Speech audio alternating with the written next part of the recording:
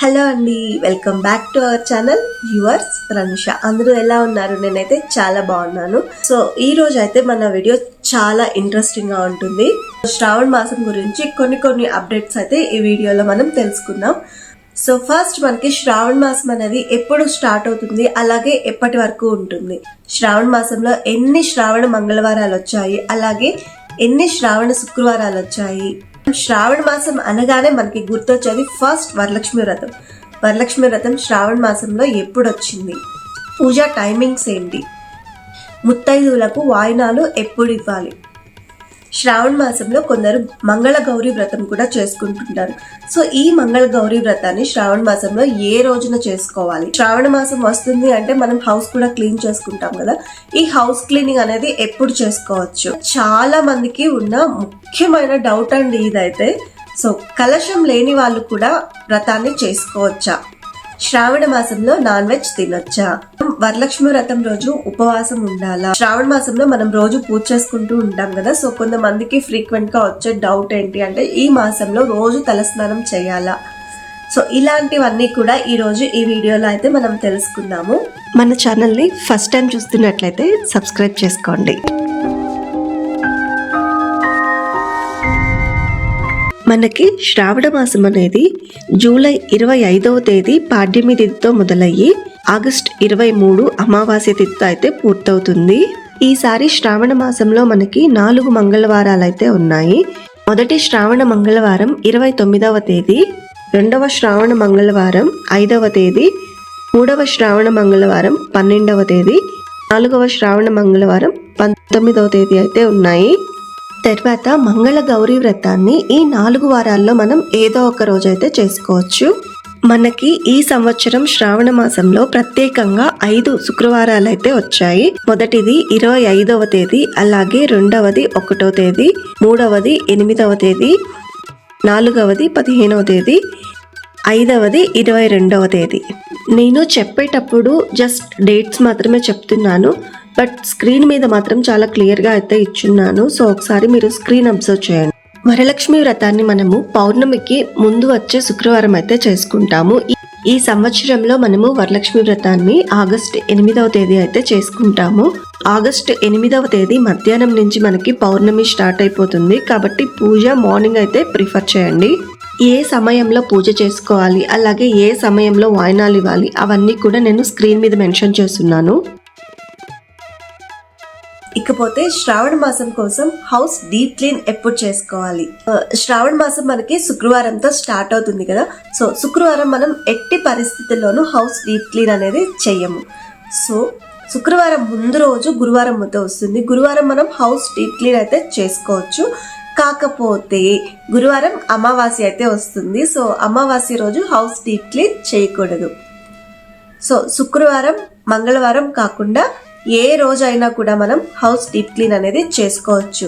అలాగే శ్రావణ మాసంకి ముందు చేసుకోవాలా, తర్వాత చేసుకోవాలా అంటే ఎప్పుడైనా చేసుకోవచ్చు. అది మన వీలుని బట్టి మాత్రమే ఉంటుంది. వాయినాలు ఎప్పుడు ఇవ్వాలి? వాయినాలు మనము చాలా మంది కూడా చీకటి పడ్డ తర్వాత, ఎవరో ఎందుకండి నేనే లాస్ట్ ఇయర్ 10:30 వరకు అయితే వాయినాలు తీసుకోవడానికి పిలుస్తూనే ఉన్నారు, వెళ్తూనే ఉన్నాను. అంటే అప్పుడు నాకు తెలియదు. సో నేను తెలుసుకున్నది ఏంటి అంటే వాయినాలు ఎప్పుడూ కూడా చీకటి పడిన తరువాత ఇవ్వకూడదంట, తీసుకోవడానికి కూడా వెళ్ళకూడదంట. సో ఇదొకటైతే నేను కొత్త విషయం తెలుసుకున్నాను. ఎందుకు అంటే లక్ష్మీదేవి సాయంకాలం వేళల్లోనే తిరుగుతూ ఉంటుందంట. సో చీకటి పడిన తర్వాత జ్యేష్ఠాదేవి తిరుగుతుంది అని అయితే చెప్తారు పెద్దవాళ్ళు. మన ఇంటికి మనం ఎవరు రావాలి అని కోరుకుంటాం? సాక్షాత్తు ఆ లక్ష్మీదేవే మన ఇంటికి రావాలని కోరుకుంటాం. కాబట్టి చీకటి పడిన తర్వాత కాకుండా చీకటి పడక ముందే మనం వాయినాలు తీసుకోవడానికి వెళ్ళాలి, అలాగే వాయినాలు ఇవ్వాలి కూడా. ఎందుకంటే మన ఇంటికి వచ్చే ప్రతి ఒక్కరు కూడా లక్ష్మీదేవితో సమానం కదా. కాబట్టి వీలైనంత వరకు 4 to 7 వరకు అయితే వాయినాలు ఇవ్వడానికి లేదా వాయినాలు తీసుకోవడానికి వెళ్ళేలాగా చూసుకోండి. కలశం ఆనవాయితీ లేని వాళ్ళు పూజ చేసుకోవచ్చా? ఖచ్చితంగా చేసుకోవచ్చండి. ఎందుకంటే ఆనవాయితీలు అనేవి ప్రాంతాన్ని బట్టి లేకపోతే వాళ్ళ కుటుంబ ఆచారాలను బట్టి అయితే ఉంటుంది.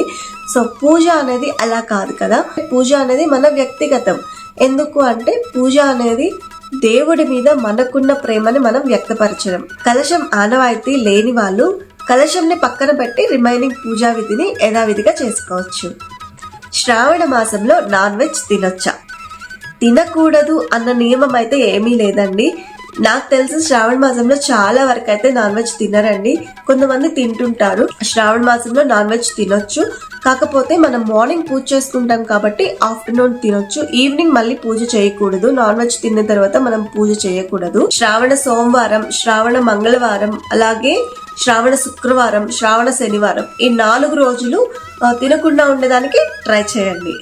నాన్ వెజ్ తిన్న తర్వాత హౌస్ డీప్ క్లీన్ చేసుకోవాలా అంటే అవసరం లేదండి. ఎందుకంటే జస్ట్ ఆ పూజ గది మాత్రం కొంచెం శుభ్రం చేసుకొని, కిచెన్ కొంచెం క్లీన్ చేసుకొని మనం నీట్ గా ఉంటే సరిపోతుంది. వరలక్ష్మి వ్రతం రోజు ఉపవాసం ఉండాలా? ఉపవాసం ఉండాలా వద్దా అనేది కూడా వాళ్ళ వ్యక్తిగత విషయం అండి. ఎందుకంటే వాళ్ళ ఆరోగ్య పరిస్థితులను బట్టి వాళ్ళు డిసైడ్ అవుతూ ఉంటారు. సో ఉపవాసం ఉండి పూజ చేయాలి అని అయితే ఎక్కడా లేదు. పూజ అయ్యే వరకు ఉపవాసం ఉండి తర్వాత తినేయొచ్చు, లేదా ఈవినింగ్ వరకు ఉపవాసం ఉండి పూజ చేసిన తర్వాత తినొచ్చు. ఆరోగ్యం పాడు చేసుకొని నాకు పూజ చేయండి అని అయితే మనకి ఏ దేవుడు కూడా చెప్పరండి. ఎందుకంటే మనల్ని మనం కష్టపెట్టుకొని పూజ చేసినా కూడా మనకి ఆ ఫలితం అనేది దక్కదు. ఎందుకంటే మనం ఆకలితో ఉండి పూజ చేస్తే మన దృష్టి అంతా ఆకలి మీదే ఉంటుంది.